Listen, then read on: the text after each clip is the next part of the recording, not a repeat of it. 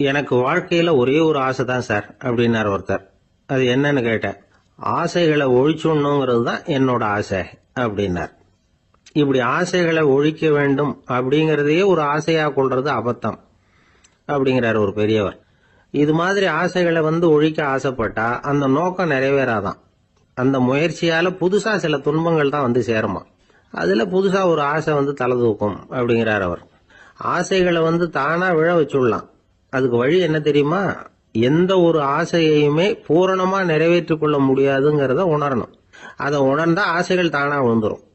அதை விட்டுட்டு ஆசைகளை விட்டுடணுங்கிறதையே ஒரு ஆசையா வச்சுக்கிட்டு அதுக்காக கடுமையா முயற்சிகளையும் செஞ்சுக்கிட்டு நான் ஆசைகளை விட்டுட்டு ஞானோதயம் அடையறதுக்கு கடுமையா முயற்சி பண்ணிட்டு இருக்கிறேன் சார் அப்படின்னு சொல்லிக்கிட்டு இருந்தா எந்த காலத்திலையும் ஞானோதயம் வரப்போறது இல்லை. அதுக்கு பதிலா துன்பம் தான் சேரும் அப்படிங்கிறது அவரோட கருத்து. எந்த ஒரு ஆசையையும் பூரணமா நிறைவேற்றிக் கொள்ள முடியாது அப்படிங்கறத உணரணும். ஒரு ராஜா, அவர் மனசுல அமைதி இல்லை, எப்பவும் கஷ்டப்பட்டுக்கிட்டே இருந்தார்.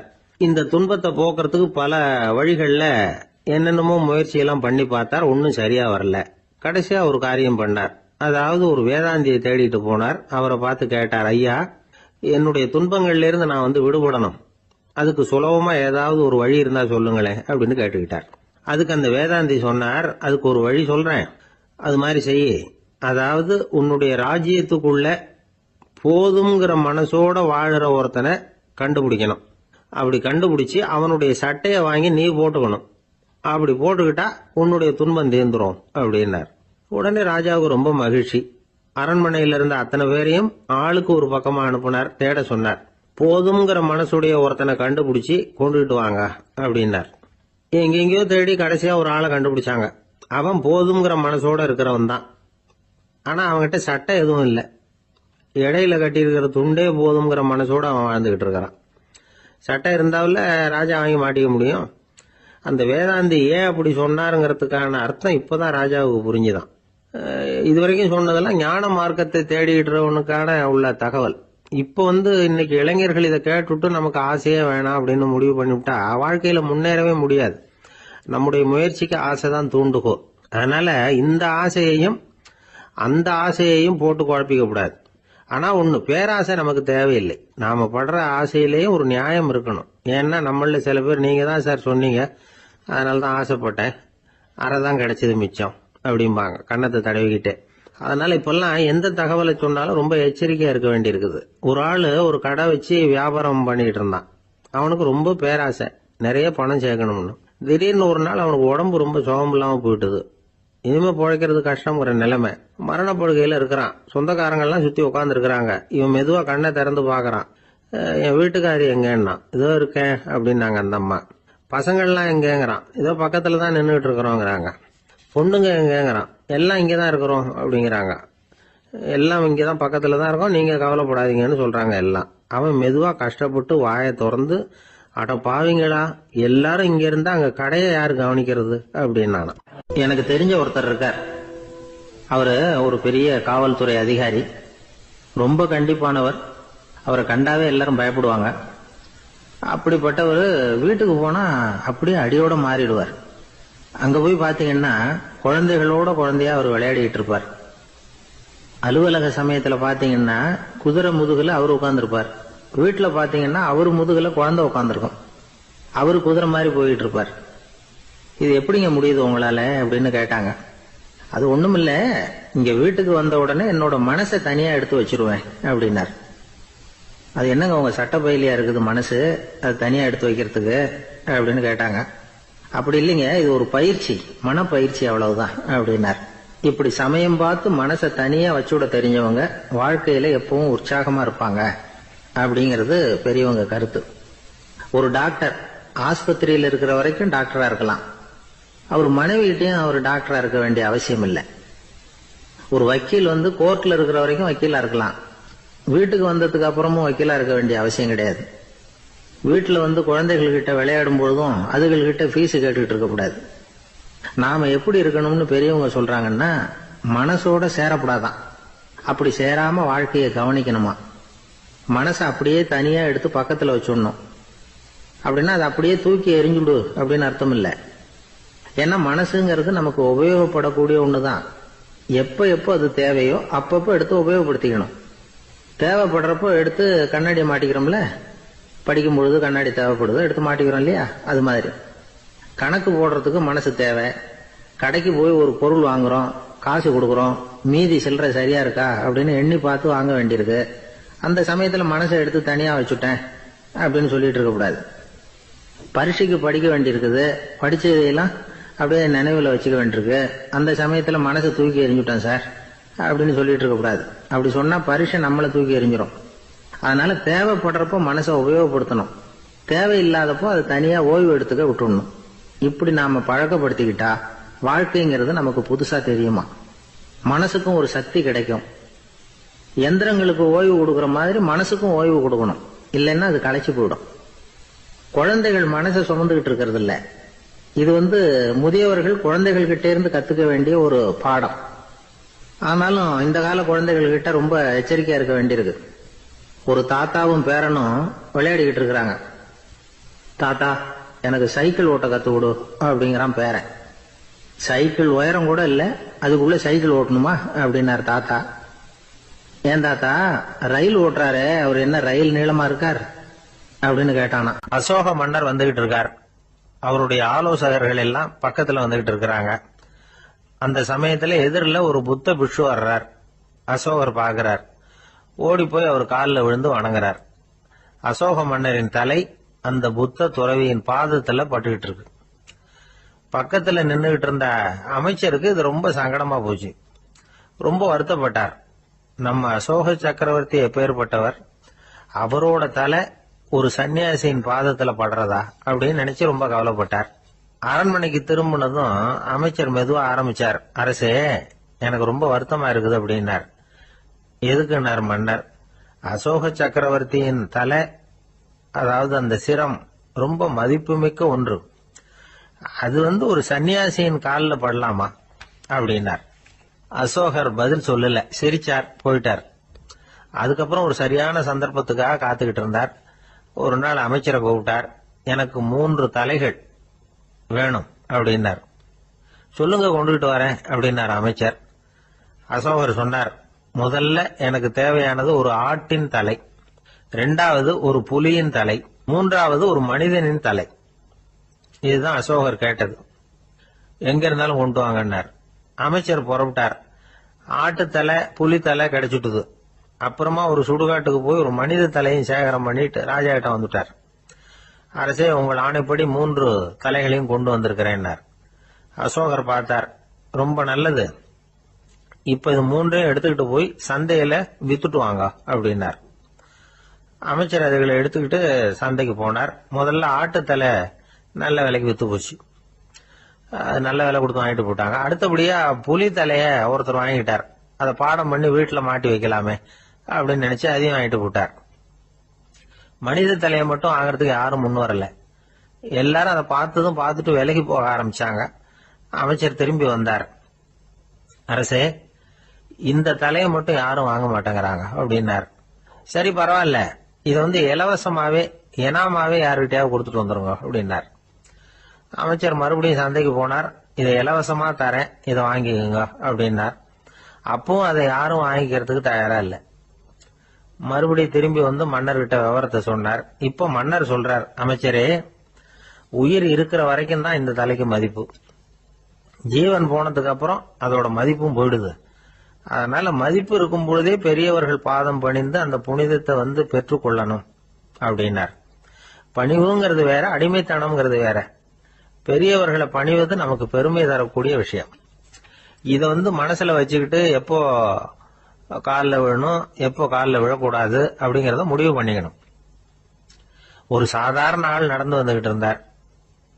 எதிரில் வந்த ஒரு பெரிய மனுஷன் ஓடி போய் அவர் காலில் விழுந்து தன்னுடைய தலையை அவர் பாதத்துல கொண்டு போய் வச்சார். கொஞ்ச நேரம் கழிச்சு எழுந்திரிச்சு வந்துட்டார். வந்த பிறகு இவரை கேட்டேன், ஏன் திடீர்னு ஓடி போய் அந்த ஆளு காலில் விழுந்தீங்க அப்படின்னு. அவர் போட்டிருக்கிறது என்னோட காணாம போன செருப்பான்னு கண்டுபிடிக்கிறதுக்காக அப்படி விழுந்தேன் அப்படின்னு. ஜப்பான்ல உள்ள ஒரு புத்த விகாரை, அங்க ஒரு வயசான பௌத்த குரு தங்கி இருக்கிறார். ஒரு நாள் ராத்திரி கடுமையான குளிர், அவரால் தாங்க முடியல. பார்த்தார், மரத்துல செஞ்ச புத்த சிற்பங்கள் அங்க நிறைய இருந்தது. அதுல ஒன்ன எடுத்து அதுக்கு தீ மூட்டி அந்த நெருப்புல குளிர் காஞ்சிக்கிட்டு இருக்கிறார். மர சிற்பம் தீ வச்சதும் படபடன்னு வெடிக்க ஆரம்பிச்சுட்டுது. அந்த சத்தத்தை கேட்டதும் அந்த புத்த விகாரையின் குருக்கள் வெளியில ஓடி வந்தார். இவர் ஆனந்தமா குளிர் காஞ்சிக்கிட்டு இருக்கிறார். அவரால் பொறுத்துக்க முடியல. தெருவில் தெரிஞ்சுக்கிட்டு இருந்த அந்த பெரியவரை இங்க தங்க அனுமதிச்சதே அவரு தான். இவர் இப்படி பண்றாருன்னு நினைச்சுக்கிட்டே அவரை கோபமா பார்த்தார். ஏன் இப்படி கோபமா பாக்குறீங்க, இப்படி வந்து உட்காருங்க அப்படிங்கிறாரு இவர். அவருக்கு இன்னமும் கோபம் வந்துட்டுது. எங்கள் கடவுளை வந்து எரிச்சுட்டீங்களே அப்படின்னு சத்தம் போட்டாராம். அப்படியா அப்படின்னு கேட்டுக்கிட்டே அந்த சாம்பலை கிளறினார் இவர். என்ன செய்யறீங்கன்னு கேட்டிருக்காரு அவர். நான் எலும்புகளை தேடுறேன்னாராம். நீங்க ஒரு பைத்தியம், இது ஒரு மர சிற்பம், இதுல எலும்புகள் கிடையாது அப்படின்னாராம். அவருக்கு கோபம் வந்துட்டுது. உடனே வெளியில போங்கன்னு கத்தியிருக்காரு. வெளியில தள்ளி கதவையும் சாத்தி விட்டாராம். மறுநாள் காலையில கதவை திறந்து பார்த்தா அந்த வயசான பெரியவர் ஒரு மைல்கல் மேல சில காட்டு பூக்களை வச்சு புத்தம் சரணம் கச்சாமின்னு சொல்லிக்கிட்டே இருக்கிறார். இவருக்கு சந்தேகமா போட்டுது. கிட்ட போனார். என்ன செஞ்சுக்கிட்டு இருக்கீங்கன்னு கேட்டார். இது என்னுடைய காலை நேர பிரார்த்தனைனாராம். நிஜமாவே நீங்க ஒரு பைத்தியமா தான் இருக்கணும், ஏன்னா அது ஒரு மைல்கல் அப்படின்னாராம். இப்ப அந்த பெரியவர் சொன்னாராம், நீங்க ஒரு மரத்தை புத்தரா நினைக்கும் பொழுது நான் ஏன் ஒரு மைல்கல்ல புத்தரா நினைக்கக்கூடாது? நான் வந்து புத்தரை எரிக்கலாம், ஏன்னா அவரை நான் நேசிக்கிறேன். அந்த சிற்பம் வந்து மரத்தால் ஆனதுங்கிறது எனக்கு தெரியும். நான் ஒரு மைல்கல்ல தொழலாம், ஏன்னா அது எனது பூக்களை தாங்குது. நான் இந்த மைல்கல்லுக்குள்ள மறைஞ்சிருக்கிற புத்தரை பார்க்கிறேன். யாராவது ஒரு சிற்பி இதை சிலையாக்கினாதான் நீங்க புத்தரை பார்க்க முடியும். அன்னைக்கு ரொம்ப குளிரா இருந்தது. நான் எனக்குள்ள இருக்கிற புத்தரையும் பாதுகாக்கணும். உள்ளே இருக்கிற புத்தரை காப்பாத்துறதுக்காக வெளியில உள்ள புத்தரை எரிக்கலாம், அதுல ஒன்றும் தப்பு இல்லை. அது அவருடைய போதனையிலேயே இருக்கு. உனக்குள் ஜோதியாக இரு அப்படிங்கிறது அவருடைய போதனை. என்னுடைய புத்தர் வந்து குளிர்ல நடுங்கிட்டு இருந்தார். அந்த மர சிற்பங்கள் வெயில் மழையில உணர்ச்சி இல்லாம இருந்தது, அதனால அப்படி பண்ணினேன். ஆனா நீங்க என்ன பண்ணீங்க? நான் ஒரு மர புத்தரை எரிச்சதுக்காக உயிருள்ள புத்தரை வெளியில தள்ளி கதவை சாத்தினீங்க அப்படின்னாரா அந்த பெரியவர்.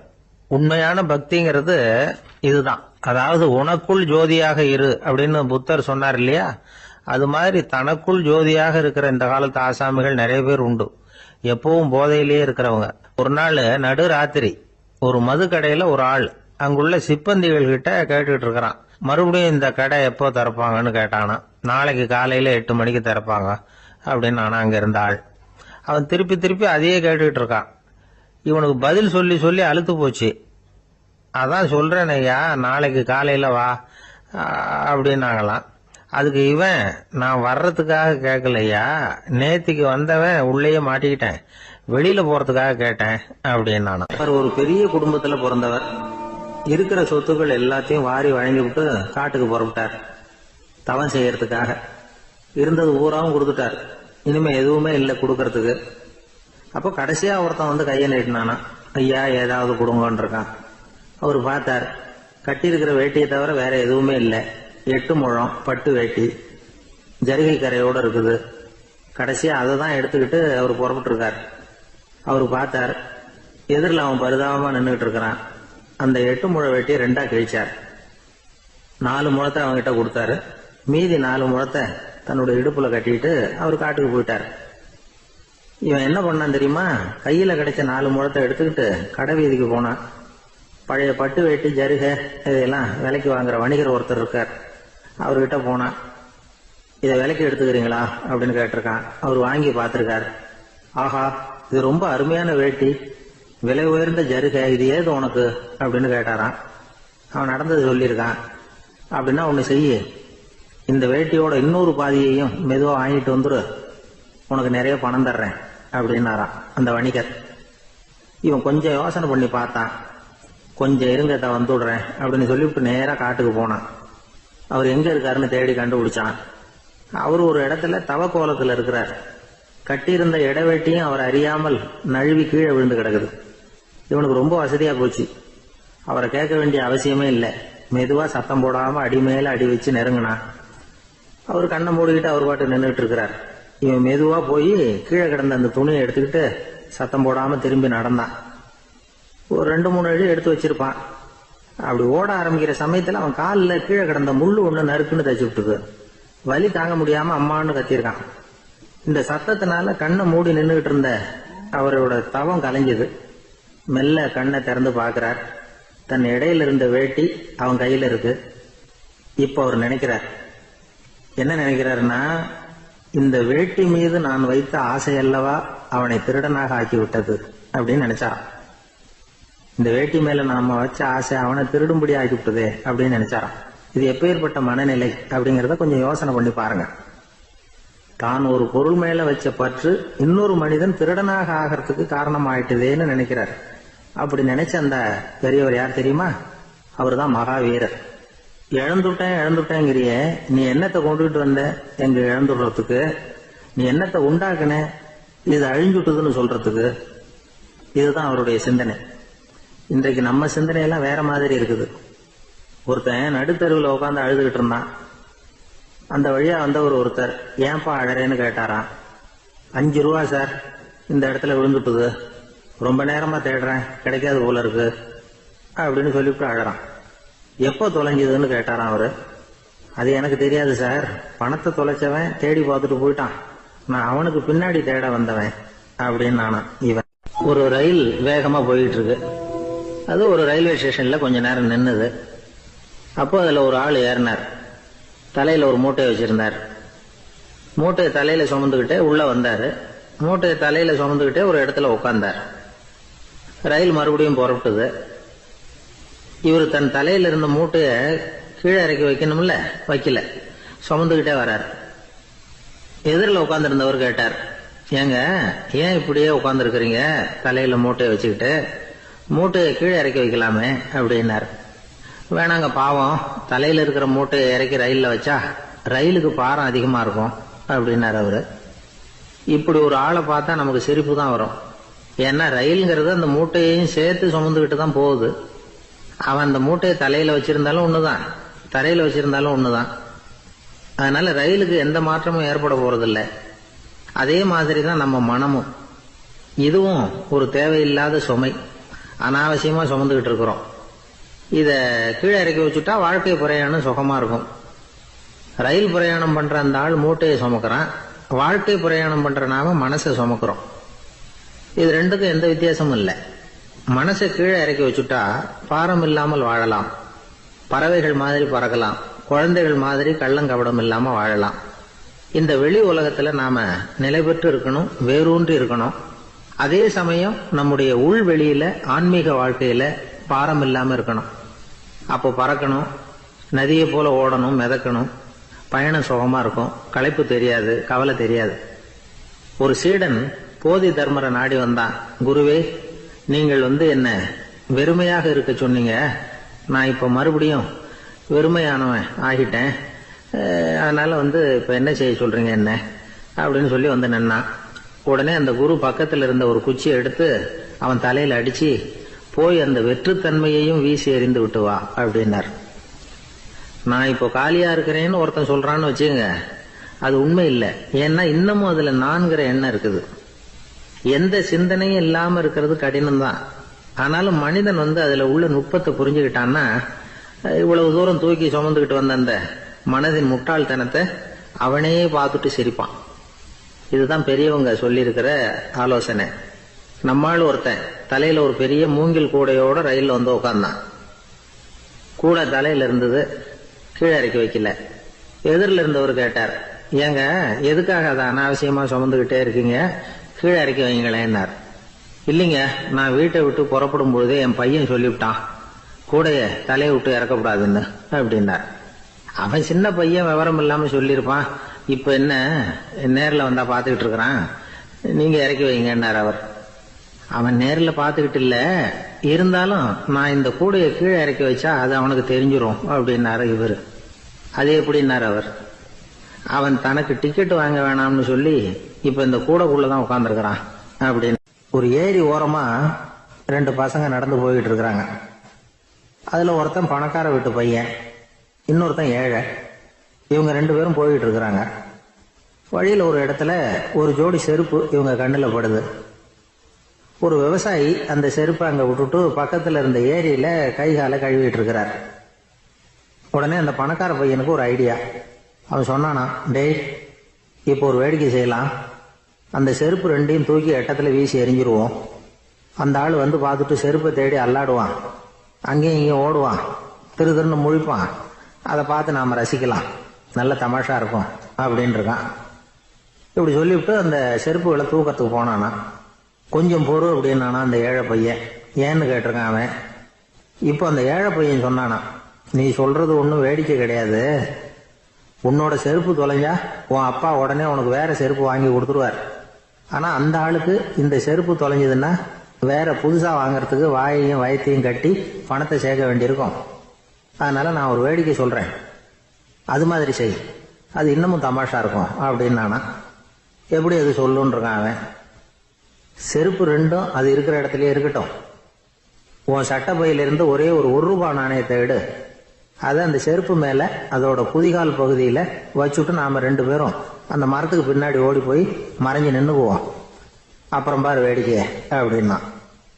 அதே மாதிரி ரூபா காசு செருப்பு மேல வச்சுட்டு இவங்க ரெண்டு பேரும் மறைஞ்சு நின்றுக்கிட்டாங்க. கொஞ்ச நேரத்துல அந்த விவசாயி வந்தார். காலில் உள்ள மண்ணை தட்டிவிட்டு செருப்பை மாட்டுறதுக்காக போனார். அங்கிருந்த காசு கண்ணில் போட்டுட்டுது. அவருக்கு ஆச்சரியமா போச்சு. அதை கையில் எடுத்து பார்க்கிறார். 4 பக்கமும் திரும்பி திரும்பி பார்க்கிறார், யார் இதை வச்சிருப்பான்னு. கடைசியில் ஆகாயத்தை பார்க்கிறார். ஆண்டவா, இது உன்னோட கருணை தான். நீ தான் யாரோ புண்ணியவான் மனசுல தர்மம் பண்ற எண்ணத்தை உண்டாக்கி இருக்கிற. அந்த புண்ணியவான் நல்லா இருக்கணும் அப்படின்னு வாழ்த்தி அந்த காசை கண்ணில் ஒத்திக்கிட்டாராம். மறைஞ்சிருந்து பார்த்துக்கிட்டு இருந்த ஏழை பையன் இப்படி சொன்னான், பாத்தியா, உன்னை புண்ணியவான்னு வாழ்த்தி விட்டு போறார் அந்த ஆள். அவருக்கும் சந்தோஷம், அதை பார்த்து நமக்கும் சந்தோஷம். உனக்கு ரூபாங்கிறது ஒரு பெரிய விஷயம் இல்லை, ஆனா அதனால நமக்கு கிடைச்சிருக்கிற மகிழ்ச்சி ரொம்ப உயர்வானது அப்படின்னு நானா. வேடிக்கையும் கிண்டலும் இது மாதிரி அடுத்தவங்களுக்கு இடைஞ்சலா இல்லாம இருக்கணும் அப்படிங்கிறார் கலைவாணர். ஆனா பாருங்க, அவருக்கே இடைஞ்சலா வர்ற விஷயங்களை கூட அவர் வேடிக்கையா தான் எடுத்துக்கிட்டாராம். ஒரு தடவை ஒருத்தர் கலைவாணர்கிட்ட வந்து, ஐயா, என் குழந்தை செத்து போச்சு அப்படின்னு சொல்லி அழுதாராம். உடனே இவர் அவருக்கு 100 ரூபாய் பணத்தை கொடுத்து, இந்தாங்க அடக்கம் செய்யுங்க அப்படின்னு சொல்லி அனுப்பி வச்சாராம். 1 வருஷம் கழிச்சு மறுபடியும் அதே ஆள் வந்திருக்கார். இவர் மறந்துருப்பாருங்கிற நினைப்புல, அண்ணே, என் குழந்தை இறந்து போச்சுண்ணே அப்படின்னாராம். இவர் மறுபடியும் 100 ரூபாய் கொடுத்து ஆறுதல் சொல்லி அனுப்பி வச்சாராம். 7-8 மாசம் கழிச்சு மறுபடியும் அதே ஆள் வந்திருக்கார். அவர் வாயை திறக்கிறதுக்கு முன்னாடியே இவர் 100 ரூபாய் அவர் கையில வச்சு, போன 2 தடவை தான் குழந்தை செத்து போச்சு, இந்த தடவையாவது அதை சாகாம காப்பாத்தி விடு அப்படின்னு சொல்லி அனுப்பி வச்சாராம். அதுக்கப்புறம் அந்த ஆள் வர்றதே இல்லையா. ஒரு சன்னியாசி, அவரு ஒரு நாள் ஒரு கனவு கண்டாராம். அந்த கனவுல அவர் சொர்க்கத்துக்கு போறார். அங்க ஒரு பெரிய திருவிழா நடந்துகிட்டு இருக்குது. எங்க பார்த்தாலும் அலங்கார வளைவுகள், வண்ணமயமான விளக்குகள், பாதைகள் பூரா மலர்கள், எல்லா கட்டடங்களும் ஒளிமயம். அவ்வளவு கோலாகலமா பிரம்மாண்டமா அந்த திருவிழா நடந்துகிட்டு இருக்குது. அது என்ன திருவிழாங்கிறது இந்த சன்னியாசிக்கு புரியல. அங்க எதிரில் வந்துகிட்டு இருந்த ஒருத்தரை நிறுத்தி, என்ன விசேஷம் இங்க அப்படின்னு விசாரிச்சாராம். உனக்கு தெரியாத விஷயம், இன்னைக்கு இறைவனுக்கு பிறந்த நாள், அதைத்தான் எல்லாரும் சேர்ந்து கொண்டாடுறோம். இதுக்காக பிரம்மாண்டமான ஊர்வலம் ஒண்ணு வரப்போகுது. இறைவனே அந்த ஊர்வலத்துல கலந்துகிறார் அப்படின்னார் அவரு. உடனே அந்த சன்னியாசி ஒரு மரத்து நிழல்ல ஒதுங்கி நின்றுகிட்டார். ஊர்வலம் வந்துகிட்டு இருக்குது. முதல்ல ஒரு குதிரை வந்துகிட்டு இருக்கு. அது மேல ஒருத்தர் உட்காந்துருக்கிறார். அவருக்கு பின்னாடி நிறைய பேர் கூட்டமா வந்துகிட்டு இருக்கிறாங்க. இவ்வளவு கூட்டம் இவர் பின்னாடி வருதே, யார் இவரு அப்படின்னு கேட்டார். ஒரு மதத்தின் பெயரை சொல்லி, இவர் அந்த மதத்தின் தலைவர், அவரை பின்பற்றுகிற மக்கள் கூட்டம் பின்னாடி வந்துகிட்டு இருக்குது அப்படின்னு விவரம் சொல்லி இருக்கிறாங்க. இவங்களுக்கு அடுத்தபடியா இன்னொரு குதிரையில ஒருத்தர் வந்துகிட்டு இருக்கிறார். அவருக்கு பின்னாடி ஏகப்பட்ட கூட்டம். இவர் யாருங்க அப்படின்னு கேட்டிருக்காரு சன்னியாசி. அங்க இருக்கிறவங்க விவரம் சொல்லி இருக்கிறாங்க. இன்னொரு மதத்தின் பெயரை சொல்லி, இவர் அந்த மதத்தினுடைய தலைவர், அவர் வழியை பின்பற்றுகிறவர்கள் அவர் பின்னாடி கூட்டமா வந்துகிட்டு இருக்கிறாங்க அப்படின்னு இருக்காங்க. இப்படி ஒவ்வொருத்தரா குதிரை மேல வந்துகிட்டே இருக்கிறாங்க. அவங்கள பின்பற்றியும் ஒவ்வொரு கூட்டம் வந்துகிட்டே இருக்குது. அந்த பெரிய ஊர்வலம் அது பாட்டுக்கு போயிட்டு இருக்குது. கடைசியா அது முடிஞ்சது ரொம்ப நேரம் கழிச்சு. அதுக்கப்புறம் கொஞ்ச நேரம் கழிச்சு ஒரு வயசான ஆள் குதிரை மேல வந்துகிட்டு இருக்கிறார். ஆனா அவருக்கு பின்னாடி யாருமே இல்லை. அவரு பரிதாபமா தனியா வந்துகிட்டு இருக்கிறார். அவரு அந்த ஊர்வலத்தை சேர்ந்தவரா இல்லையாங்கிறதே தெரியல. இவர் யாரு, இவர் ஏன் இப்படி தனியா வந்துகிட்டு இருக்கிறார் அப்படின்னு கேட்டிருக்காரு அந்த சன்னியாசி.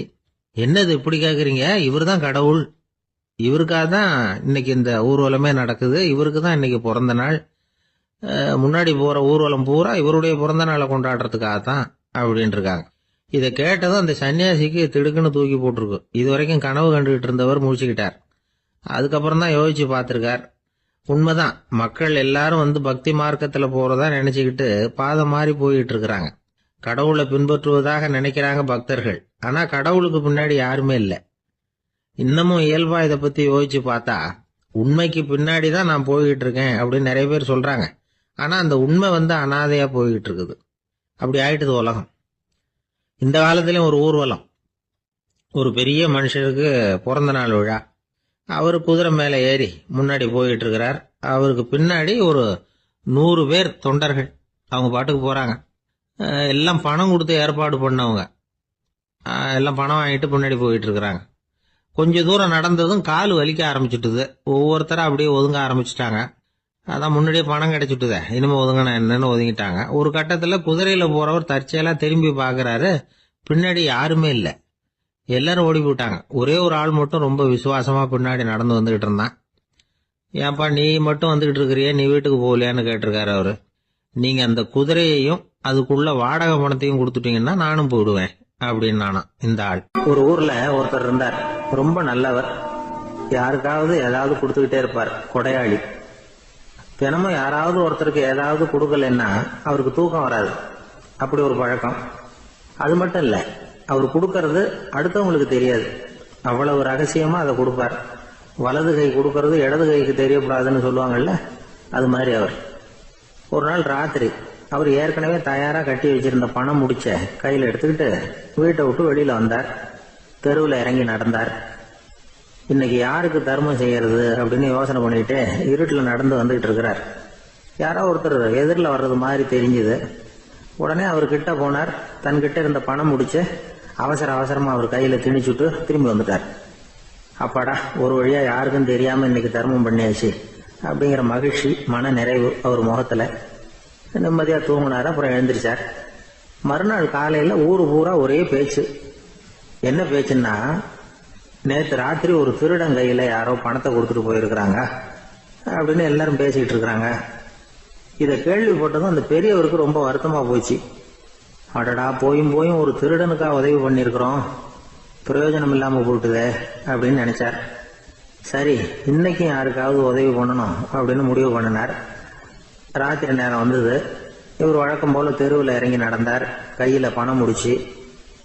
எதிரில் ஒரு பெண் உருவம் மங்களா தெரிஞ்சது.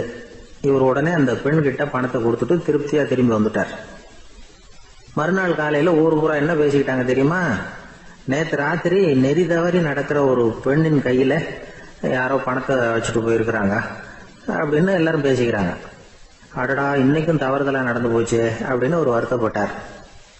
இருக்கட்டும், இன்னைக்கும் ஏதாவது தர்மம் பண்ணுவோம் அப்படின்னு நினைச்சுக்கிட்டாரு. 3வது நாள் ராத்திரியும் புறப்பட்டார். இப்பவும் எதிரில் ஒருத்தர் வந்தார். இவர் பணத்தை கொடுத்தார், திரும்பி வந்துட்டார். மறுநாள் மக்கள் என்ன பேசிக்கிட்டாங்கன்னா, நேற்று ராத்திரி ஒரு செல்வந்தர் கையில யாரோ பணத்தை கொடுத்துட்டு போயிருக்கிறாங்க அப்படின்னு பேசிக்கிட்டாங்களாம். அவருக்கு ரொம்ப வருத்தமா போட்டுது. என்ன இது, தினம் இப்படி ஆகிட்டு இருக்குதே அப்படின்னு நினைச்சுக்கிட்டே படுத்து தூங்கினார். அன்னைக்கு ராத்திரி ஒரு கனவு. அந்த கனவுல இறைவன் சொன்னாராம், இத பாருப்பா, நீ கொடுத்த தர்மம் வீணா போயிடல. உன்கிட்ட பணம் வாங்கின அந்த திருடன் திருந்திட்டான், அந்த பொண்ணும் திருந்திட்டா, அந்த செல்வந்தனும் கொடையாளி ஆயிட்டான், எல்லாருக்கும் உதவி பண்ண ஆரம்பிச்சுட்டான் அப்படின்னு சொன்னாராம். இந்த கதையை சொன்னவர் யாருன்னா நபிகள் நாயகம். இதுல உள்ள கருத்து என்னன்னா, நல்ல மனசோட தர்மம் பண்ணுனா அது வீணா போறதில்லை. இன்னொரு கருத்து, தர்மம் தன்னை மட்டுமல்ல அடுத்தவங்களையும் தீமையிலிருந்து காப்பாற்றும். இதுதான் நாம புரிஞ்சுக்க வேண்டியது. இந்த காலத்திலயும் இது மாதிரி சில சம்பவங்கள் நடக்கிறது உண்டு. ஒரு பெரியவர் இருட்டில் நடந்து வந்துகிட்டு இருந்தாரு. எதிரில் வந்த ஒருத்தன் வலு கட்டாயமா ஒரு கையை பிடிச்சி ஒரு பண முடிப்பை கொடுத்து வச்சுக்க சொல்லிவிட்டு விலகி போயிட்டான். பெரியவருக்கு ஆச்சரியம், இந்த காலத்திலயும் இப்படி வலது கை கொடுக்கறது இடது கைக்கு தெரியக்கூடாதுன்னு நினைக்கிற கொடையாளிகள் உண்டு போல இருக்கு அப்படின்னு யோசனை பண்ணிக்கிட்டே நடந்தார். கொஞ்ச தூரம் போயிருப்பாரு. அதுக்குள்ள அதே ஆள் திரும்பி வந்தான். கொடுத்த பண முடிப்பை திருப்பி கொடுங்க அப்படின்னு கேட்டு வாங்கிட்டான். இவருக்கு ஒன்றும் புரியல. ஏன் இப்படி பண்றேன்னார்.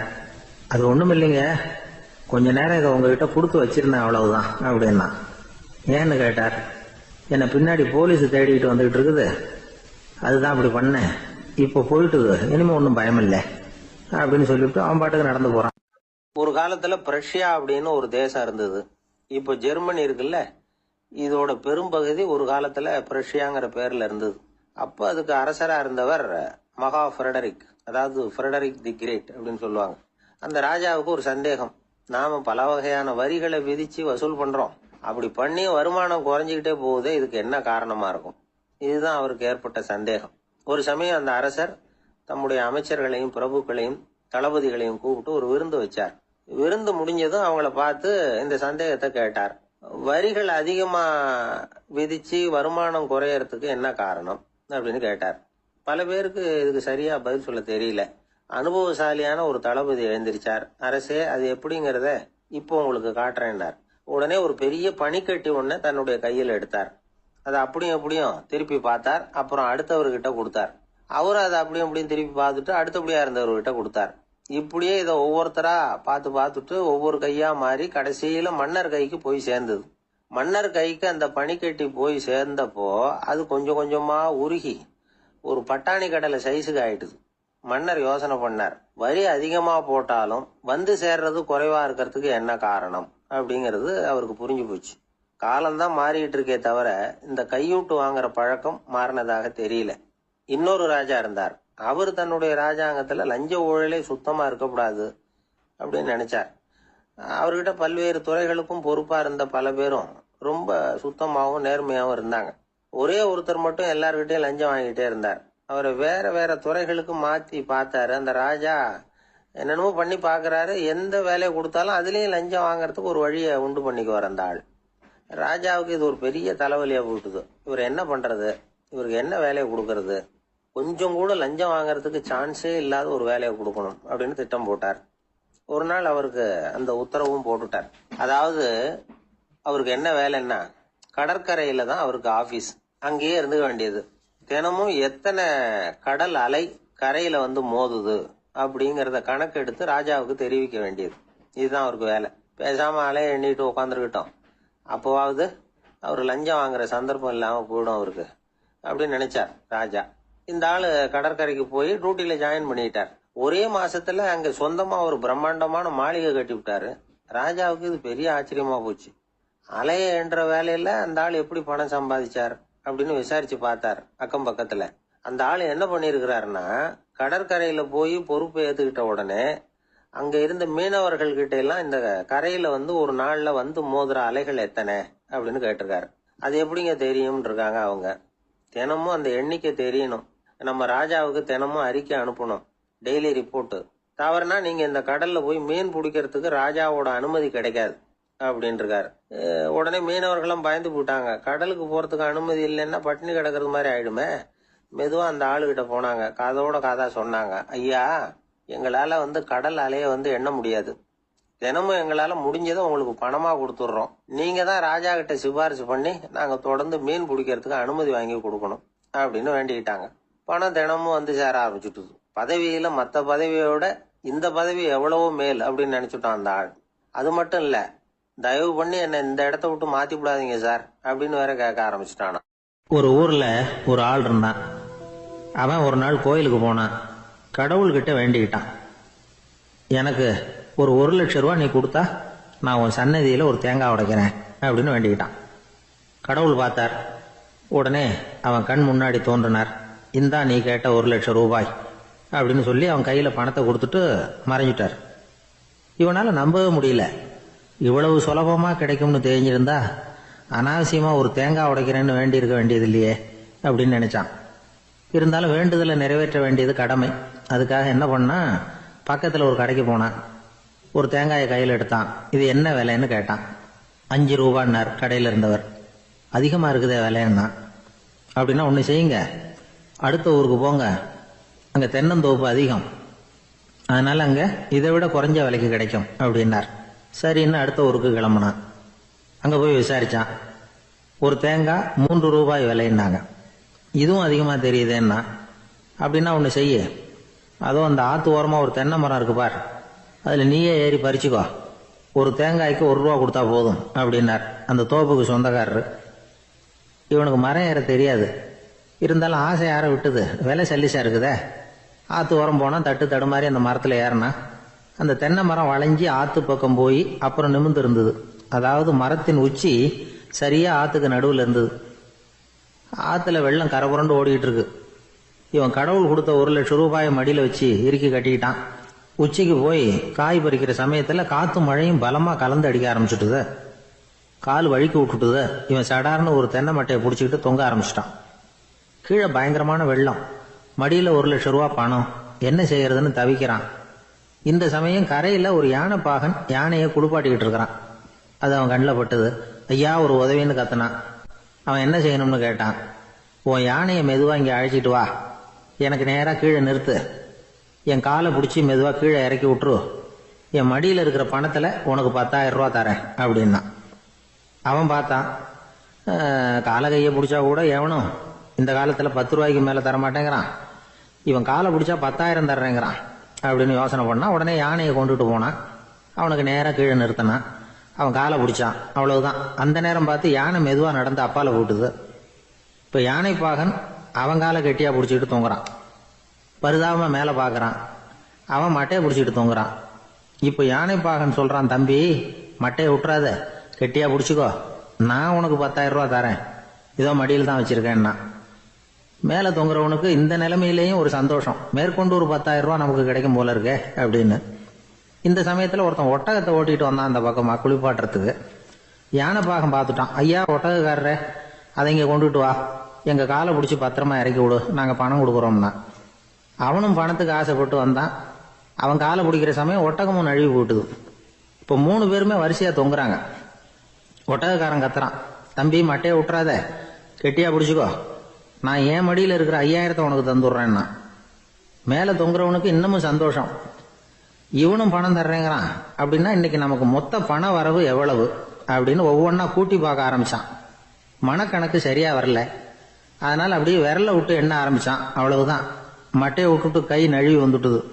3 பேரும் பொத்துன்னு ஆற்றுல விழுந்தாங்க. படாத பாடுபட்டு தட்டு தடுமாறி கரைக்கு வந்து சேர்ந்தாங்க. 3 பேர் மடியில் இருந்த பணமும் ஆத்தோட போட்டுது. பேராசை பெருநஷ்டம் அப்படின்னு ஒரு பழமொழி இருக்குல்ல, அதை விளக்கறதுக்காக சொல்லப்பட்ட கதை இது. இந்த காலத்தில் ஒருத்தர் ஒரு நீச்சல் குளத்தில் நீச்சல் அடிச்சுக்கிட்டு இருக்கிறார். காவலுக்கு இருந்தவர் அதை கவனிச்சுட்டார். கரையிலேருந்து சத்தம் போட்டாராம், இதோ பாருங்க, இங்கே ராத்திரி 8 மணிக்கு மேலே நீச்சல் அடிக்கிறது சட்டப்படி குற்றம், அதுக்கு அனுமதி கிடையாது, தெரியாதா உங்களுக்கு அப்படின்னாராம். இதுக்கு அவரு, ஐயையோ நான் நீச்சல் அடிக்க வந்தவன் இல்லைங்க, சும்மா சுற்றி பார்க்க வந்தவன், தடுமாறி குளத்தில் விழுந்துட்டேன், நீச்சல் தெரியாது, அதனால தத்தளிச்சுக்கிட்டு இருக்கிறேன் அப்படின்னு கத்துனாராம். கரையில் இருந்தவர் பார்த்தார். ஓ அப்படின்னா சரி, அதுக்கு ஒன்றும் தடை இல்லை அப்படின்னு சொல்லிவிட்டு அவர் பாட்டு நடந்து போயிட்டாராம். ராமகிருஷ்ணர் வாழ்ந்த காலத்தில் நடந்த ஒரு நிகழ்ச்சி இது. அப்போ ஒரு ஓவியர் இருந்தாராம். அவருக்கு ஒரு ஆசை, ராமகிருஷ்ணர் படத்தை வரையணும், அதை அவர்கிட்டயே கொண்டுட்டு போய் காட்டி அபிப்பிராயம் கேட்கணும். இதுதான் அந்த ஓவியரின் ஆசை. உடனே ராமகிருஷ்ணர் படத்தை வரைஞ்சி முடிச்சார். அதை எடுத்துக்கிட்டு போனார். இவர் போன சமயம் அங்கே ராமகிருஷ்ணர் சீடர்களோட உட்கார்ந்துருக்கிறார். விவேகானந்தர் அங்கே இருக்கிறார். இந்த ஓவியர் கொண்டுகிட்டு போய் தான் வரைந்த ஓவியத்தை அவர்கிட்ட காட்டினார். ராமகிருஷ்ண பரமஹம்சரின் ஓவியத்தை ராமகிருஷ்ணர்கிட்டயே காட்டுறார். ராமகிருஷ்ணர் என்ன பண்ணார் தெரியுமா, அந்த படத்தை பார்த்தார். உடனே அது காலை தொட்டார். குருதேவருடைய இந்த செயல் சீடர்களுக்கு ரொம்ப வியப்பை உண்டு பண்ணிச்சு. சில பேர் மனசுக்குள்ளேயே ரொம்ப குழம்பி போக ஆரம்பிச்சிட்டாங்க, என்ன இப்படி பண்றாருன்னு. என்ன இது அவரோட படம், அவரே அவரோட படத்தின் காலை தொடுறார் அப்படின்னு யோசிச்சாங்க. சில பேர் ஒன்றும் புரியாம ஒருத்தர் பார்த்து சிரிச்சுக்கிட்டாங்க. அந்த இடத்துல சீடர்கள் மட்டும் இல்ல, சீடர் அல்லாத பல பேர் இருந்தாங்க. தன்னுடைய காலை தானே தொடர இவருடைய செயல் பற்றி என்ன நினைக்கிறது அப்படின்னு அவங்களும் குழம்பி போய் நிக்கிறாங்க. அந்த படத்தை வரைஞ்சி அவர்கிட்ட காட்டின அந்த ஓவியருக்கும் அதிர்ச்சி. இருந்தாலும் அவர் சீடர் கிடையாது, அதனால கொஞ்சம் துணிச்சலை வர வச்சுக்கிட்டு கேட்டார், என்னங்க இது, என்னால என்னுடைய கண்களையே நம்ப முடியல, இது உங்க சொந்த உருவப்படம், நீங்க உங்க சொந்த கால்களையே தொடுறீங்க, இது எங்களுக்கு கொஞ்சம் சங்கடமா இருக்குதே அப்படின்னார். ராமகிருஷ்ணரின் கண்கள்ல ஆனந்த கண்ணீர் வழிஞ்சுதான். அவர் சொன்னாராம், இது என்னோட படம்ங்கிறது எனக்கு தெரியும், ஆனா இது என்னோட படம்ங்கிறதுனால நான் இதோட காலை தொடல. நீ என்னுடைய சமாதி நிலைய இந்த படத்துல படம் பிடிச்சி காட்டியிருக்கிற, அதனால அதோட காலை தொடறேன். சமாதி நிலையில யார் இருந்தாலும், அது என்னுடைய படமா இருந்தாலும் சரி அல்லது வேற யாருடைய படமா இருந்தாலும் சரி, படம் யாருதுங்கிறது முக்கியம் இல்லை. இதுல எது முக்கியம்னா அது தன்னை உணர்ந்த ஒரு உணர்நிலையின் படம். அப்படி இருக்கிறப்போ அதோட காலை நான் தொடணும். அதுக்கு நீங்க எல்லாரும் ஏன் சங்கடப்படுறீங்கன்னு எனக்கு தெரியல அப்படின்னாராம். இப்பதான் அங்க இருந்த சீடர்களுக்கும் மற்றவங்களுக்கும் விவரம் புரிஞ்சுதான். இதுக்கு முன்னாடி யாரும் செய்யாததை இவர் செஞ்சிருக்கிறார், ஆனா அவருடைய காரணம் ரொம்ப நியாயமானது அப்படிங்கறத உணர்ந்தாங்களாம். இதுவரைக்கும் ஆன்மீகத்துல சமாதி நிலை, அதாவது தன்னை உணர்ந்த நிலை பற்றி புரிஞ்சுக்கிட்டோம். இல்லறத்துல ஏற்படக்கூடிய சமாதி நிலை பற்றி உங்களுக்கு தெரியுமா? ஒரு அம்மா டாக்டர் கிட்ட வந்து சொன்னாங்களாம், டாக்டர், என் வீட்டுக்காரருக்கு உடம்புல ஏதோ கோளாறுன்னு நினைக்கிறேன். நான் எவ்வளவு நேரம் பேசினாலும் காதுல விழாதது மாதிரி உட்கார்ந்துருக்கிறார் அப்படின்னு ஆகலாம். அதுக்கு அந்த டாக்டர் சொன்னாராம், அம்மா, அது உடம்பு கோளாறு இல்ல, அது ஒரு பெரிய திறமை. ஒரு ஊர்ல ஒரு ஆள் இருந்தான், தையல் கடை வச்சிருந்தான். அவங்கிட்ட ஒருத்தன் ஒரு சட்டை துணி எடுத்து கொடுத்து தைக்க சொல்லியிருந்தான். வர்ற சனிக்கிழமை வா, வந்து வாங்கிட்டு போ அப்படின்னு அவன் சொல்லியிருந்தான். அதே மாதிரி இவன் வந்தான், அவன் தச்சு வச்சிருந்த சட்டையை கொடுத்தான். இவன் வாங்கி அங்கேயே போட்டு பார்த்தான். கை நீளம் ஒண்ணுக்கு ஒண்ணு வித்தியாசமா இருந்தது. வலது கை இடது பக்கத்தை விட நீளம் குறைச்சலா இருந்தது. அவன் முணுமுணுக்க ஆரம்பிச்சுட்டான், என்ன இது இப்படி தைச்சுட்டியேன்னு. இதுக்கு அவன் சொன்னான், ஐயோ, இதுக்காகவா சங்கடப்படுறீங்க? வலது கையை மட்டும் கொஞ்சம் உள்ள இழுத்தாப்புல வச்சுக்கிட்டீங்கன்னா சரியா போகுது. மற்றபடி அந்த சட்டையில உள்ள கலை அம்சத்தை கவனிங்க, எவ்வளவு அற்புதமா தைச்சிருக்கேன் பாருங்க. ஒரு சின்ன குறைய இப்படி எல்லாம் பொருட்படுத்த வேண்டியதில்லை. நான் சொன்னது மாதிரி கைய கொஞ்சம் உள்ள இழுத்தது மாதிரி வச்சுக்கிட்டு நடந்து போங்க, ஜோரா இருக்கும் அப்படின்னா. அவனும் யோசிச்சு பார்த்தான். சரியான யோசனையா தான் தோணுச்சு. கொஞ்சம் முயற்சி பண்ணி வலது கையை கொஞ்சம் உள்ள இழுத்து சட்டை சரியா இருக்கிறது மாதிரி பண்ணிட்டான். இப்ப மறுபடியும் ஒரு பிரச்சனை. வலது கையை உள்ள இழுத்த மாதிரி அப்படியே வச்சுக்கிட்டதும் முதுகு பக்கம் கொஞ்சம் துணி தளர்த்தியா தொங்குறது மாதிரி தெரிஞ்சது. என்ன இது, முதுகு பக்கம் துணி குவிஞ்சுட்டுதே, தொங்குதே அப்படின்னா மறுபடியும், அடடா, இதுக்காகவா கவலைப்படுறீங்க? உடம்ப அதுக்கு தகுந்த மாதிரி கொஞ்சம் வளைச்சிக்கிட்டா சரியா போடுது. இதுக்காக அந்த அழகான தையலை பிரிச்சு அதுல உள்ள கலை அம்சத்தை கெடுக்கிறதுக்கு என் மனசு இடம் தரல. எவ்வளவுக்கு தளர்த்தியா இருக்கோ அவ்வளவுக்கு கொஞ்சம் உடம்ப வளைச்சி அப்படி குனிஞ்சது மாதிரி போங்க போதும் அப்படின்னா. அதுவும் நல்ல யோசனையா தான் பட்டுது இவனுக்கு. சரின்னு சொல்லிவிட்டு புறப்பட்டான். தெருவில் இறங்கினா, கைய கொஞ்சம் உள்ள இழுத்தான், உடம்ப கொஞ்சம் முன்னால வளைச்சான், சட்டைக்கு தகுந்த மாதிரி உடம்ப பண்ணிட்டான், மெதுவா நடந்து போறான். இப்போ எதிரில் இன்னொருத்தன் வரான். இவனை பாக்குறான், இவன் போட்டிருக்கிற சட்டையை பாக்குறான். ஆஹா, அற்புதம்ங்கிறான். சும்மா சொல்லக்கூடாது, ரொம்ப நல்லா இருக்கு, நிச்சயமா இது இந்த ஊர் மேல தெருவில் இருக்கிற ஒருத்தன் இருக்கானே, அவன் தச்சதா தான் இருக்கணும் அப்படின்னா. இதை கேட்டதான் அவனுக்கு ஆச்சரியம். எப்படி அவ்வளவு கரெக்டா கண்டுபிடிச்சிங்க அப்படின்னு கேட்டிருக்கான். இதுக்கு அந்த வழிபோகன்னு சொன்னானா, அவன் ரொம்ப கெட்டிக்காரன். உங்களை மாதிரி உடம்பும் கையும் வளைஞ்சு போன ஒரு ஆசாமிக்கு அவனை தவிர வேற யாராலேயும் இவ்வளவு பொருத்தமான ஒரு சட்டையை தைக்க முடியாது அப்படின்னானா. பாருங்க, அவனுக்காக இவன் அனுசரிக்க போய் இவனோட நிலைமை எப்படி ஆயிடுது பாருங்க. இதே மாதிரிதான் சில சடங்குகளும் சம்பிரதாயங்களும் நம்மளை கோமாளி ஆக்கி விட்டுரும். எதுவா இருந்தாலும் அதுல அறிவுபூர்வமான அணுகுமுறை அவசியம். ஒரு நர்ஸ் அவசரமா ஓடி டாக்டர் கிட்ட சொல்லிச்சான், டாக்டர், ஒரு தப்பு நடந்து போச்சு. 10ஆம் நம்பர் பெட்ல இருக்கிற பேஷண்ட்டுக்கு காலில் ஆபரேஷன் பண்றதுக்கு பதிலாக கையில ஆபரேஷன் பண்ணி விட்டீங்க. கை ஆபரேஷன் பண்ணிக்க வேண்டிய ஆள் 7ஆம் நம்பர் பெட்ல இருக்கார் அப்படின்னு தான். அதுக்கு ஒரு பதட்டப்படாம சொன்னாராம், பரவாயில்ல, இவரை தூக்கி 7ஆம் நம்பர் பெட்ல போட்டுரு அப்படின்னு. ஒரு காட்டுல ஒரு நரி இருந்தது. ஒரு நாள் காலை நேரம் அது தன்னுடைய இருப்பிடத்திலிருந்து வெளியில வந்தது. கொஞ்ச தூரம் நடந்து வந்தது. அப்பதான் அது தன்னோட நிழலை கவனிச்சு பார்த்தது. பார்த்தா அது ரொம்ப நீளமா பெருசா இருக்குது. காலை நேரத்துல நிழல் அப்படித்தானே இருக்கும். ஆனா அந்த நரிக்கு அந்த விஷயம் தெரியல. தன்னுடைய நீண்ட பெரிய நிழலை பார்த்து ஆச்சரியப்பட்டது. ஆஹா, நாம இவ்வளவு பெருசாவா இருக்கிறோம் அப்படின்னா என்னுடைய காலை சாப்பாட்டுக்கு ஒரு யானை இல்லைன்னா ஒரு ஒட்டகம் கிடைச்சாதான் சரியா இருக்கும் போல இருக்கு அப்படின்னு முடிவு பண்ணிட்டுது. உடனே ஒரு யானை அல்லது ஒட்டகத்தை தேடி அலைஞ்சது, எங்க கிடைக்கும்னு. கிடைக்கவே இல்லை. மத்தியானம் 12 மணி ஆயிட்டுது. பசியோட அலையுது. இப்ப தன்னோட நிழலை பார்த்தது. அது மத்தியான நிழல் எப்படி இருக்கும், அது ரொம்பவும் குறுகி போய் தெரிஞ்சுது. உடனே அந்த நரி என்ன நினைச்சுக்கிட்டு தான் தெரியுமா, காலை ஆகாரம் சாப்பிடாததுனால நம்ம உடம்பு இப்படி அழிச்சு போட்டுது அப்படின்னு நினைச்சுக்கிட்டு தான்.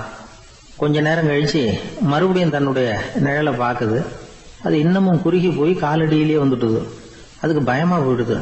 ஐயோ, இன்னும் கொஞ்ச நேரத்துல நாம இறந்துருவோம் போல இருக்க. இப்ப என்ன செய்யறது? இந்த சமயத்துல ஒரு எறும்பு கிடைச்சா கூட போதும், அதை நம்ம காலை ஆகாரமா நினைச்சு சாப்பிட்டுள்ளாமே அப்படின்னு நினைச்சுதான். நம்முடைய நிழல் கூட நம்மள மாதிரியே தான் அடிக்கடி மாறிக்கிட்டே தான் இருக்குது. அது எப்பவும் ஒரே மாதிரி இருக்கிறது இல்ல. மனிதனுக்கு ஏற்படுகிற தன்முனைப்பு இருக்கு பாருங்க, ஈகோ, அது கூட ஒரு நிழல் மாதிரி தானா. அப்படி நினைக்க ஆரம்பிச்சுட்டா அதனால ஏதும் பிரச்சனை வராதான். தன்முனைப்பை நிழல் போலவே ஏற்றுக்கொள்ளுங்கள் அப்படிங்கிறது பெரியவங்க கருத்து.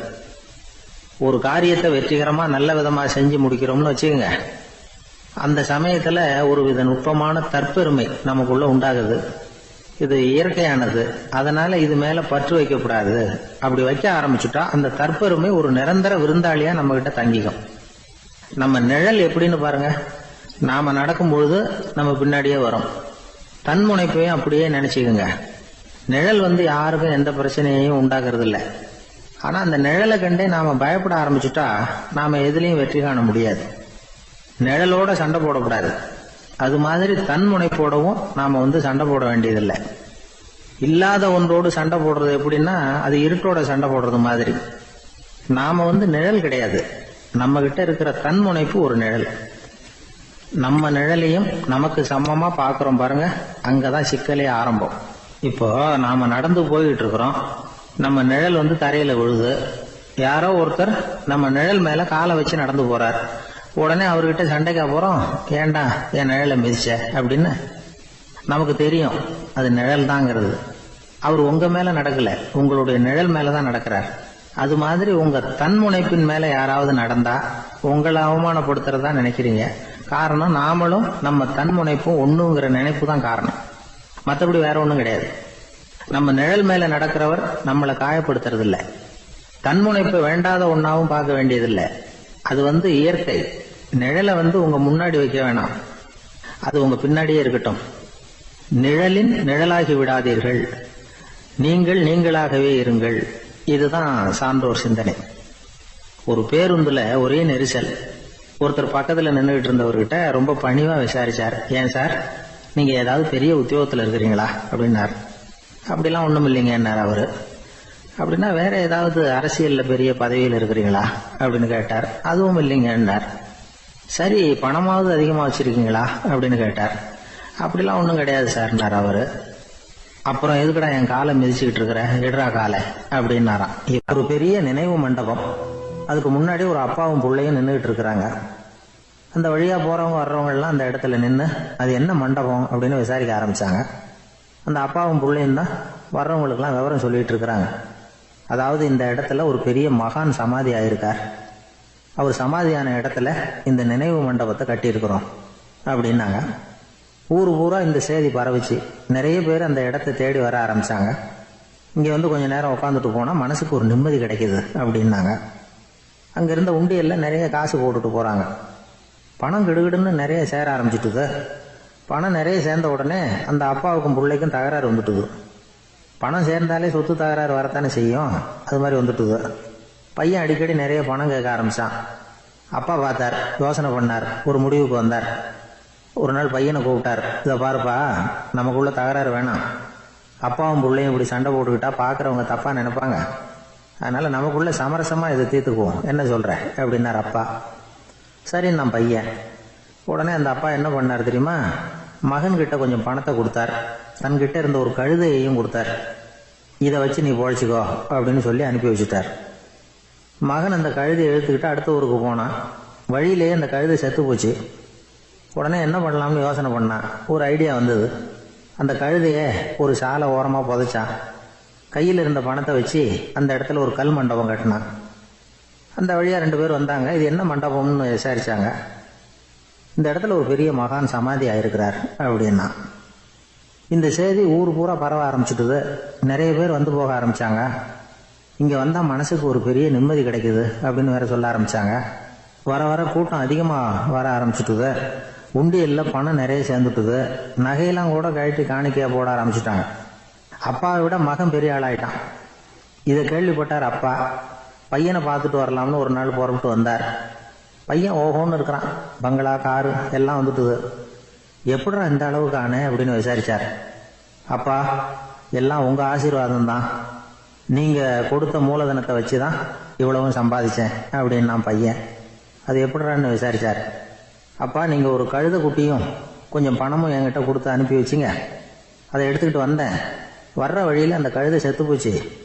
உடனே யோசனை பண்ணேன். அந்த கழுதையை இந்த இடத்துல புதைச்சேன். கையில் இருந்த பணத்தை வச்சு மண்டபம் கட்டினேன். மகான் ஒருத்தர் சமாதி ஆயிருக்கார் அப்படின்னு வதந்தியை கிளப்பி விட்டேன். ஜனங்கள்லாம் ஏமாந்து போய் காசை கொண்டாந்து போட ஆரம்பிச்சிட்டாங்க. நான் பொழைச்சிக்கிட்டு இருக்கிறேன் அப்படின்னா. இப்போதான்டா நீ என் புள்ள அப்படின்னு சொல்லி சந்தோஷப்பட்டாரான் அந்த அப்பா. ஏன் அப்படி சொல்றீங்கன்னு கேட்டிருக்கான் பையன். கழுத குட்டியை புதைச்சி மண்டபம் கட்டியிருக்கிற நீ, ஏற்கனவே நம்ம ஊர்ல நாம கட்டியிருக்கிறோமே மண்டபம், அது இந்த கழுதையோட அம்மாவை புதைச்ச இடம். மகான் சமாதி ஆயிருக்காருன்னு நானும் சும்மா கப்சா தான் விட்டுக்கிட்டு இருக்கேன் அப்படின்னாரான் அப்பா. முட்டாள் ஜனங்களை நினைச்சு அந்த 2 பேரும் சத்தம் போட்டு சிரிச்சாங்களாம். மனுஷன் ஏமாத்துறது ரொம்ப சுலபம். என் கூட படிச்ச ஒருத்தன் திடீர்னு ஒரு நாள் எல்லாருக்கும் அருள் வாக்கு சொல்ல ஆரம்பிச்சுட்டான். அவன் ஒரு ஆபீஸ்லயும் வேலை பார்க்கறான். ஆபீஸ்ல உள்ளவங்கெல்லாம் அவங்ககிட்ட வந்து அருள் வாக்கு கேட்கறது வழக்கம். ஒரு நாள் நான் முன்னாடி போய் உட்காந்து பேசிக்கிட்டு இருந்தேன். அப்போ அதே ஆபீஸ்ல வேலை பார்க்குற ஒருத்தர் அவங்ககிட்ட வந்து, சுவாமி, என் மேஜையில் வச்சிருந்த பேனா திடீர்னு காணாம போட்டுது, அது திரும்ப கிடைக்குமா எனக்கு அப்படின்னு கேட்டார். இவன் கண்ணை உருட்டி பார்த்துட்டு, அது உனக்கு கிடைக்காது, புதுசா வேற ஒன்று வாங்கிக்கப்போ அப்படின்னா. சரின்னு அவர் போயிட்டார். அவர் போனதுக்கு அப்புறம் நான் மெதுவா இவனை பார்த்து, அது எப்படிடா அது உனக்கு கிடைக்காதுன்னு அவ்வளவு உறுதியா அவர்கிட்ட சொன்னேன் அப்படின்னு கேட்டேன். இவன் மெதுவா என் காதுகிட்ட வந்து, அந்த பேனாவை கிளப்புனதே நான் தான் அப்படிங்கிறான். கடற்கரை ஓரமா ஒரு பெரியவர் கையால மணலை கீறிக்கிட்டே உட்கார்ந்துருக்கிறார். என்னத்தையும் தேடிட்டு இருக்கிறது மாதிரி தெரிஞ்சது. மெதுவா கிட்டத்துல போய், என்னத்தை தேடிட்டு இருக்கிறீங்க அப்படின்னு கேட்டோம். அவரு சாவகாசமா நிமிர்ந்து பார்த்து, நிம்மதியை தேடிட்டு இருக்கிறேன்னார். நாங்க ஒரு மாதிரி ஆயிட்டோம். இருந்தாலும் சமாளிச்சுக்கிட்டு, சார், மணல்ல வந்து கிழிஞ்சல் தான் கிடைக்கும், நிம்மதி கிடைக்காது அப்படின்னோம். சரி, இன்னைக்கு வசமா நம்ம கிட்ட ஒரு ஆள் மாட்டிக்கிட்டார் அப்படின்னு நினைச்சு அவர் பக்கமா போய் உட்காந்துக்கிட்டு கதை சொல்ல ஆரம்பிச்சிட்டோம். ஒரு பெரிய மன்னர் இருந்தார். அவருக்கு எல்லா வசதியும் இருந்தது. இருந்தாலும் ஒரே ஒரு குறை. அது என்னன்னா நிம்மதி இல்லைங்கிற குறை. அரண்மனையில தினமும் கலை நிகழ்ச்சி, நாட்டியம் எல்லாம் நடந்துகிட்டு தான் இருந்தது. இருந்தாலும் நிம்மதி இல்லை. சரி, நிம்மதி எங்க கிடைக்கும் அப்படின்னு தேட ஆரம்பிச்சார். உடனே அதுக்கான முயற்சிகள்ல தீவிரமா இறங்கினார். நாட்டுல உள்ள தத்துவ மேதைகளை எல்லாம் கூப்பிட்டுட்டு வர சொன்னார். எல்லாரும் வந்து சேர்ந்தாங்க. அவங்கள பார்த்து, நிம்மதி எங்க இருக்குது அப்படின்னு விசாரிச்சார். அவங்களுக்கு அது தெரிஞ்சா ஏன் இப்படி ராஜா முன்னாடி வந்து நின்றுட்டு இருக்க போறாங்க? ராஜாவோட கேள்விக்கு ஒவ்வொருத்தரும் ஒவ்வொரு மாதிரி விளக்கம் கொடுக்க ஆரம்பிச்சிட்டாங்க. எந்த பதிலும் ராஜாவுக்கு திருப்தி அளிக்கக்கூடிய அளவுக்கு இல்லை. சரி, போயிட்டு வாங்கன்னு சொல்லி அவங்கள எல்லாம் அனுப்பி வச்சுட்டார். ஒரு நாள் அவர் மாளிகையில உப்பருகையில நின்றுட்டு இருக்கிறார். அந்த சமயத்துல தெருவுல ஒரு பிச்சைக்காரன் ரொம்ப உல்லாசமா பாட்டு பாடிக்கிட்டே போயிட்டு இருக்கிறான். குரல்ல ஒரு சந்தோஷம், நடையில ஒரு மிடுக்கு. அவங்ககிட்ட கொஞ்சம் கூட கவலை இருக்கிறதா தெரியல. உடனே ராஜா அதை பார்த்தார். ஏவலாளிகளை வந்து கைதட்டி கூப்பிட்டார். உடனே ஓடி போய் அந்த பிச்சைக்காரனை இங்க அழைச்சிட்டு வாங்கன்னு உத்தரவு போட்டார். இவங்க உடனே ஓடி போய் அவனை கூப்பிட்டாங்க. அரண்மனைக்கு வாழ்ந்தாங்க. அவன் வரல. அரண்மனைக்குள்ள அடி எடுத்து வைக்க மாட்டேன்னு சொல்லிவிட்டான். ராஜா கிட்ட வந்து விஷயத்தை சொன்னாங்க. அவருக்கு ரொம்ப ஆச்சரியம், இப்படி ஒரு ஆள் இருக்கிறானா அப்படின்னு. சரி, அவன் என்னதான் சொல்றான் அப்படின்னு விசாரிச்சார். இவங்க மறுபடியும் தெருவுக்கு போய் கேட்டாங்க. என்ன பார்க்கணும்னா ராஜா விருப்பப்பட்டாருன்னா அவரை வேணும்னா இங்க வர சொல்லுங்க அப்படின்னு சொல்லிவிட்டான். அதை வந்து ராஜா கிட்ட சொன்னாங்க. அவருக்கு கோபம் வரல. இவ்வளவு சுதந்திர உணர்வோட இருக்கிறவன் சாதாரண ஆளா இருக்க முடியாது அப்படின்னு நினைச்சார். உடனே கிடுகிடுன்னு இறங்கி தெருவுக்கு வந்தார். பிச்சைக்காரங்கிட்ட போனார். நீ கவலைப்படாம சந்தோஷமா பாடிக்கிட்டு போறியே, அது எப்படி முடியுது உன்னால அப்படின்னு கேட்டார். ஏன் அப்படி கேக்குறீங்கன்னு அவன், அதுக்கு இல்ல, எனக்கு அரண்மனையில எவ்வளவோ சுகபோகங்கள்லாம் இருக்கு, இருந்தாலும் நிம்மதி இல்ல. இது ஏன்னு எனக்கு தெரியல. இந்த தேசத்துல உள்ள அறிஞர்களை எல்லாம் கூப்பிட்டு கேட்டு பார்த்துட்டேன், அவங்களுக்கும் தெரியல. உன்னை கேட்டா தெரியும்னு நினைச்சேன். அதனாலதான் சந்திக்கிறதுக்கு ஆசைப்பட்டேன். ஆனா நீ வரமாட்டேன்னு விட்டியே அப்படின்னார். பிச்சைக்காரன் கடகடன்னு சிரிக்க ஆரம்பிச்சுட்டான். மகிழ்ச்சிக்கும் உங்களுக்கும் தடையா இருக்கிறது இந்த மாளிகை தான். இதை விட்டுட்டு வெளியில வந்துட்டா நிம்மதி தேடிட்டு வந்துரும்னா. நான் அரசன், எனக்குன்னு கடமைகள் இருக்கு, அதையெல்லாம் விட்டுட்டு எப்படி வர முடியும்னார் ராஜா. ரெண்டும் ஒரே நேரத்துல கிடைக்கணுங்கிறது முடியாத காரியம். உங்க சுகபோகத்துக்கு விலையாதான் உங்க நிம்மதியை கொடுத்துக்கிட்டு இருக்கிறீங்க. என்ன பாருங்க, என்கிட்ட எதுவும் இல்ல, அதனால எதுவும் போயிடுமோங்கிற பயமும் இல்ல, நிம்மதியா இருக்கிறேன் அப்படின்னா அவன்.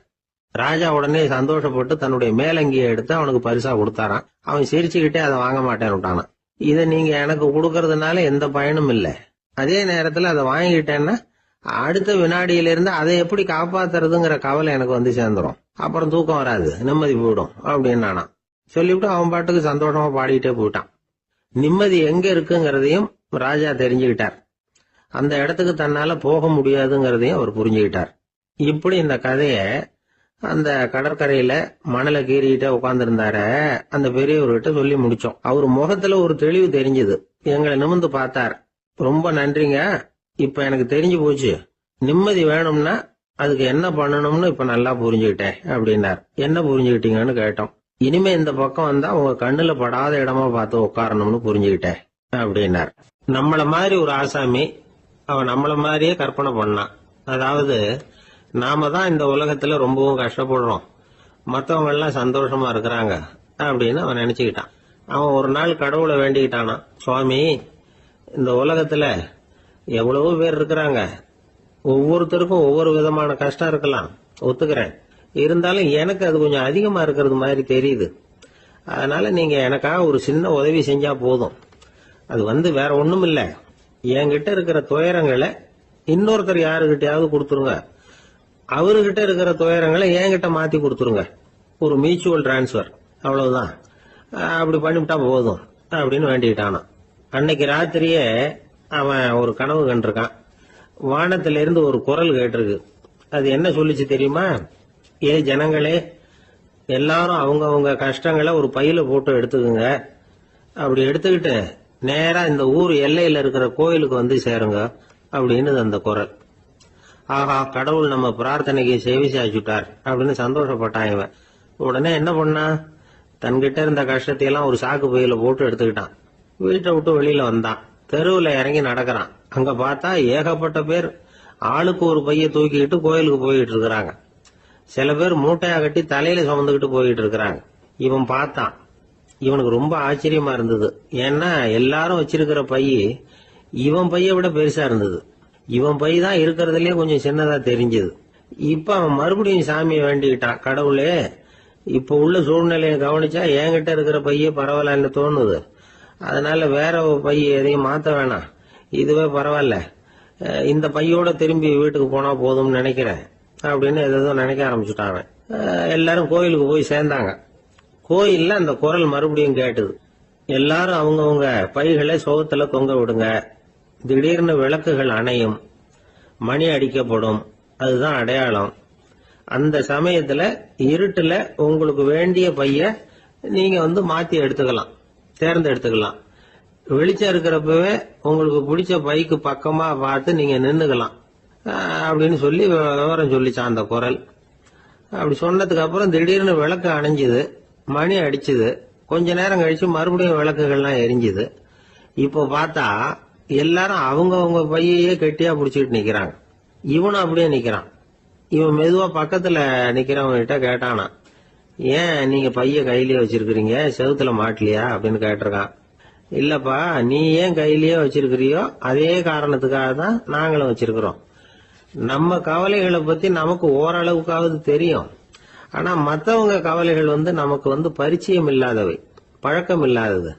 அதனால நமக்கு தெரிஞ்ச கவலைகளை சமாளிக்கிறது சுலபம். தெரியாததை சமாளிக்கணும்னா மறுபடியும் ஆரம்பத்தில இருந்து ஆரம்பிக்கணும். அதனால பழைய நண்பர்களோட வாழறதுதான் மேல் அப்படின்னு ஆனான். அதுக்கப்புறம் அவன் தன்னோட பைய போதும்னு வீட்டுக்கு திரும்பி வந்துட்டானான். இது ஒரு பெரியவர் சொல்லி இருக்கிற கதை. அதனால நம்ம கிட்ட இருக்கிற கஷ்டங்கள் தான் பெருசு, அதை இன்னொருத்தங்கிட்ட கொடுத்துட்டு மாத்திக்கலாம் அப்படின்னு நினைக்கிறது தப்பு. இதே மாதிரி இன்னொரு சம்பவம். ஒரு ஊர்ல ஒரு நாள் ராத்திரி ஆகாயத்தில இருந்து கடவுள் குரல் கேக்குது. இந்த ஊர்ல இருக்கிற ஜனங்கள்லாம் கொஞ்சம் கவனிங்க, உங்களுக்கு ஒரு செய்தி. அதாவது இங்க இருக்கிற ஜனங்கள்லயே கொஞ்சம் கூட கவலையே இல்லாத ஆள் யாருன்னு எனக்கு தெரியணும். அதனால எல்லாரும் அவங்க கவலைகளை ஒரு பையில போட்டு எடுத்துக்கிட்டு கோயிலுக்கு வாங்க அப்படின்னாரு கடவுள். உடனே வரிசையா எல்லாரும் வர ஆரம்பிச்சாங்க. எல்லார் கையிலயும் பை இருந்தது, சின்னதும் பெருசுமா. கவலையே இல்லாத ஆள் யாருன்னு தேடினார் கடவுள். ஒரே ஒரு ஆள் மட்டும் கையில எதுவும் இல்லாம வெறும் கையை வீசிக்கிட்டு ரொம்ப ஜாலியா நடந்து வந்துகிட்டு இருந்தான். கடவுள் அவங்க கிட்ட போனார். ஏன்பா உனக்கு கவலையே இல்லையா அப்படின்னு கேட்டார்.